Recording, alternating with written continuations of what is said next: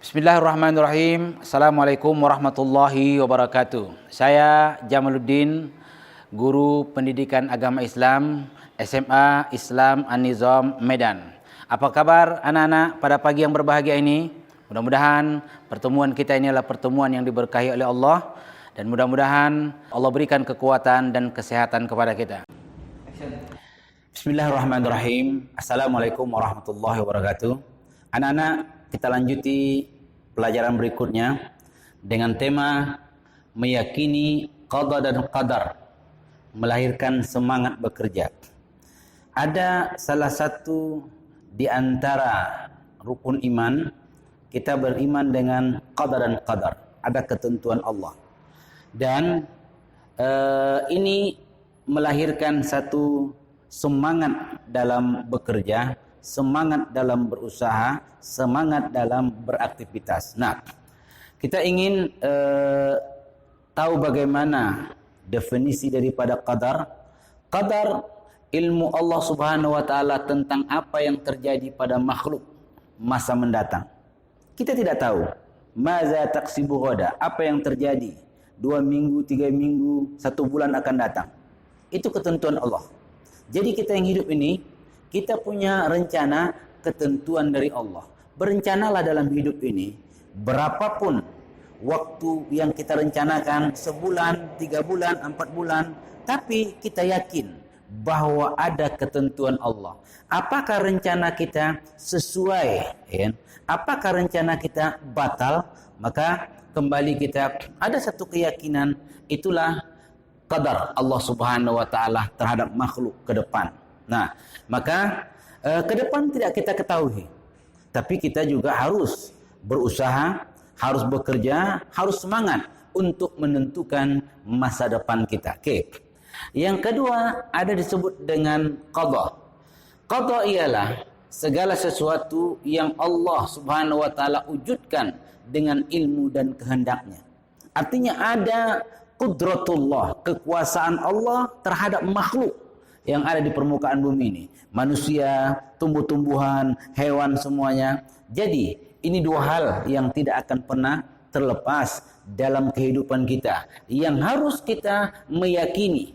Dan ketika kita meyakini, kita akan muncul rasa semangat dan ada rasa optimis dalam kehidupan ini. Allah tidak mengajarkan kita untuk pesimis dalam berbagai hal, dalam berusaha, mencari rezeki, ya kan? Dalam membina keadaan semuanya. Oke, kembali kita dengan ini, bahwa ya kan, iman kepada qada dan qadar ini ada meliputi 4 bahagian.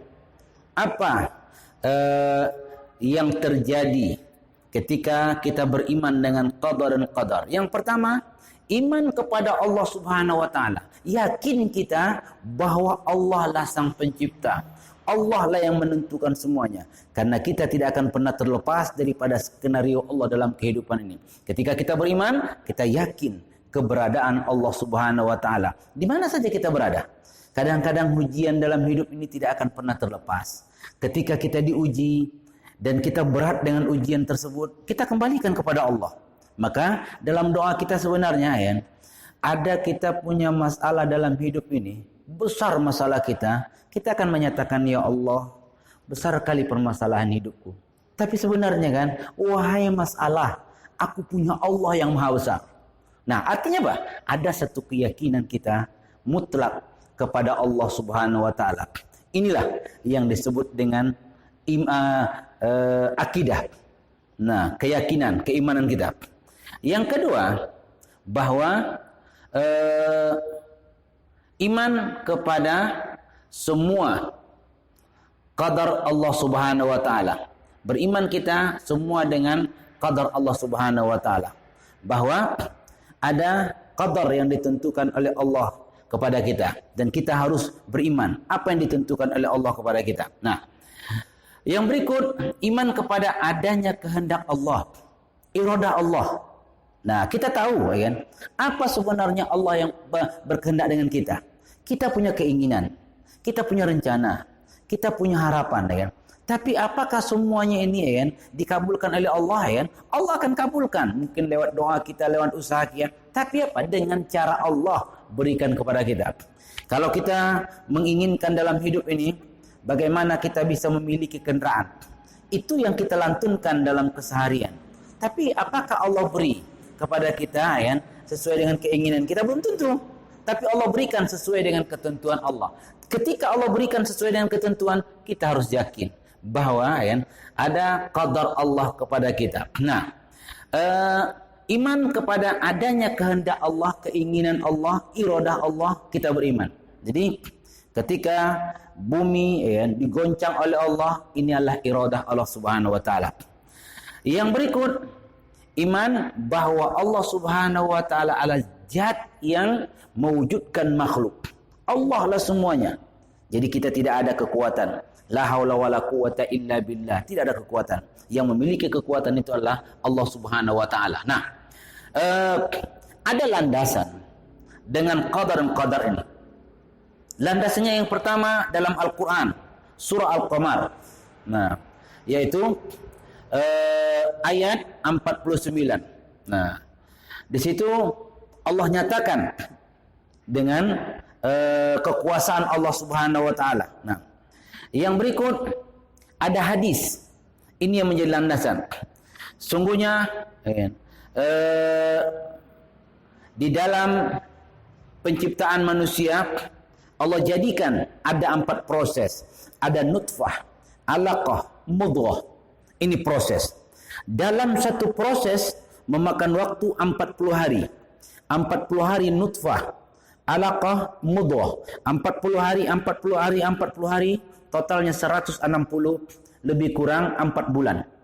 Nah, ternyata di situ sudah ada qadar dan qadar Allah Subhanahu wa taala. Yunfakhu fihi ruh, ditiupkanlah ruh ketika usia kita 120 hari.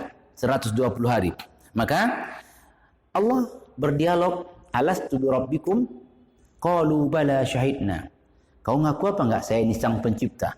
Semua makhluk yang berada dalam kandungan seorang ibu pada saat itu jawabannya sama. Qalu bala syahidna. Benar ya Allah, engkau Allah sebagai sang pencipta. Nah, kembali kita dengan qadar.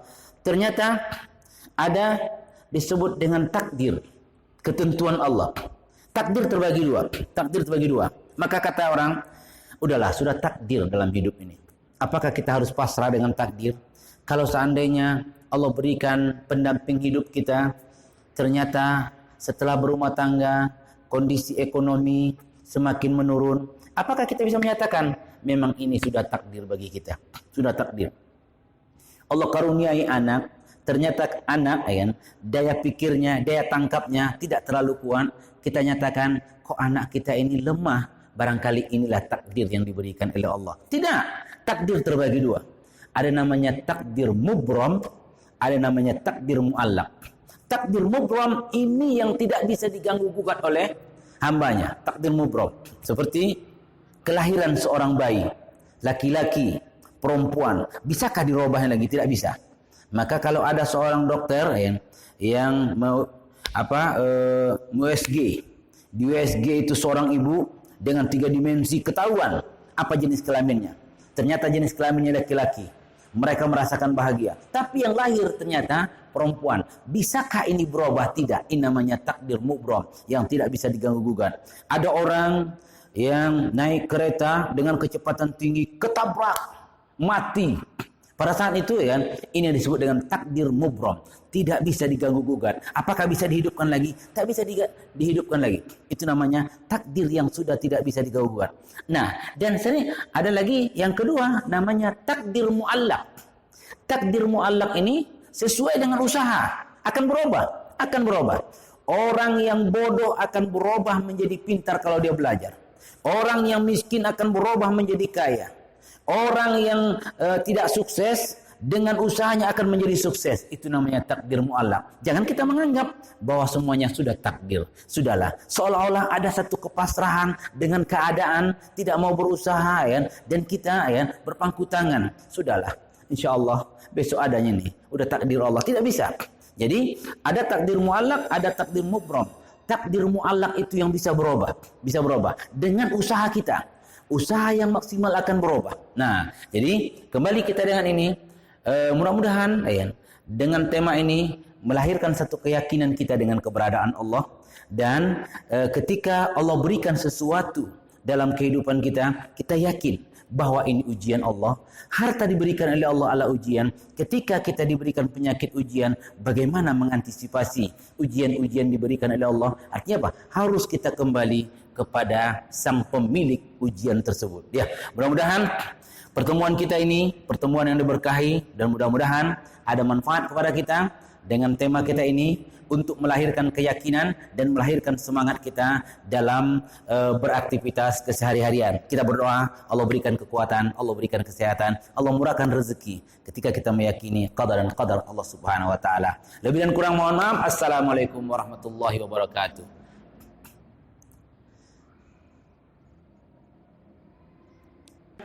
Demikian video pembelajaran kita hari ini.